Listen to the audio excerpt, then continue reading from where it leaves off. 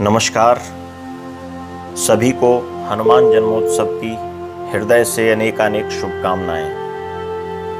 हनुमान जी भी श्री राम की तरह अनंत गुणागार हैं।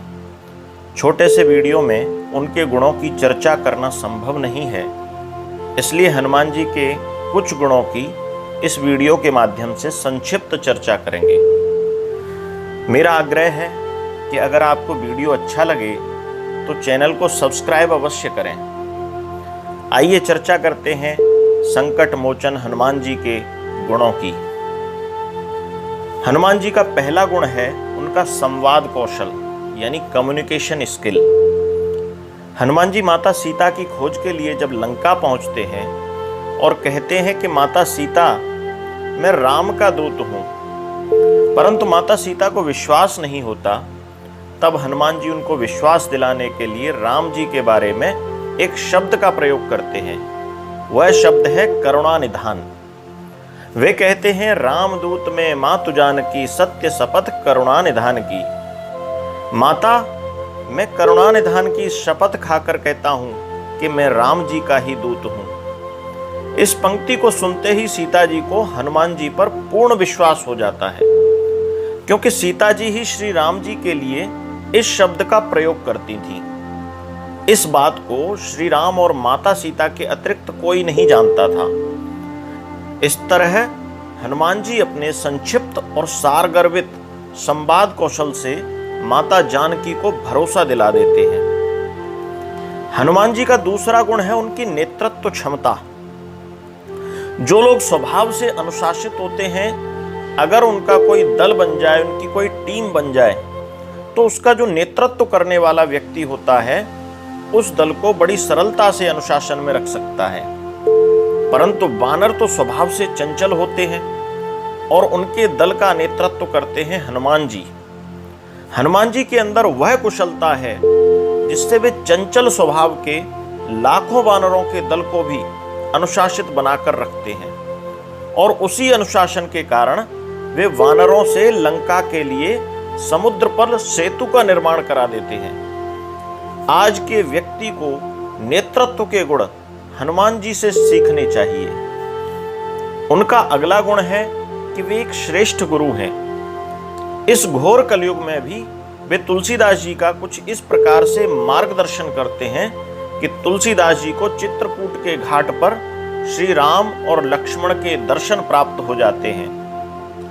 अरे, अपने शिष्य के कल्याण के लिए वे स्वयं को तोता बनाकर संकेत कर देते हैं कि चित्रकूट के घाट पर भई संतन की भीड़, तुलसीदास चंदन घिसे तिलक देत रघुवीर। इसी प्रकार वे विभीषण का भी मार्गदर्शन करते हैं। वे जब साधु का वेश रखकर प्रथम बार विभीषण के द्वार पर पहुंचते हैं और दोनों में जब परिचय होता है, तब विभीषण उनसे प्रश्न करते हैं कि मुझ पर श्री राम की कृपा कब होगी। हनुमान जी ने उनको सही मार्गदर्शन दिया और हनुमान जी के कारण ही वे श्री राम को प्राप्त कर पाए। आज हम देखते हैं कि समाज की बुराइयों के प्रति सज्जन लोग चुपचाप बैठे रहते हैं। आंख बंद कर लेना ही सज्जनता का प्रतीक मानते हैं वे। परंतु हनुमान जी विभीषण को संदेश देते हुए आज के समाज को भी शिक्षा देते हैं कि हे विभीषण, राम जी तुम पर कृपा तब करेंगे जब तुम राम जी का कार्य करोगे। इसमें कोई संशय नहीं है कि तुम सज्जन हो, पर सक्रिय नहीं हो। ऐसी सज्जनता किस काम की जो समाज के या राम के काम ना आ सके। तुमने अपनी सज्जनता का प्रयोग माता सीता को छुड़ाने के लिए नहीं किया, इसलिए जब तक तुम सक्रिय नहीं बनोगे, श्री राम तुम पर कृपा नहीं करेंगे। हनुमान जी की प्रेरणा से ही विभीषण अपने भीतर रावण का विरोध करने का सामर्थ्य विकसित कर पाए, तभी प्रभु श्री राम के कृपा पात्र बने। इसलिए समाज के भीतर केवल सज्जनता काम नहीं आती, सज्जनता के साथ सक्रियता भी आवश्यक है।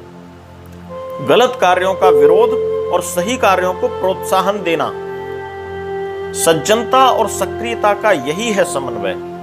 हनुमान जी का अगला गुण है कि वे लक्ष्य को अपने हृदय में धारण करते हैं।